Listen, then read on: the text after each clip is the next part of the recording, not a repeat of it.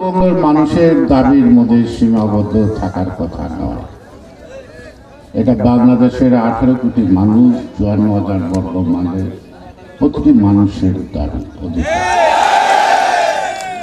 সুতরাং আপনারা উদ্যোগ নিয়েছেন, আমরা আপনাদের সাথে এই উদ্যোগে সাড়া দিয়েছি। প্রয়োজনে সারা দেশে এই আন্দোলন চলতে থাকবে। সেদিন মজলুম জননেতা মাওলানা ভাসানের এই লং মার্চ সফল করার জন্য শহীদ রাষ্ট্রপতি জিয়াউর রহমান নিজে পৃষ্ঠপোষকতা করেছেন। প্রশাসনকে সহযোগিতা করার জন্য নির্দেশ দিয়েছিলেন। পানির উৎস অনেক, সেই পানি গড়াতে গড়তে ভাটির দিকে যাবে, এইটি সাগরে যাবে, এইটি নিয়ম।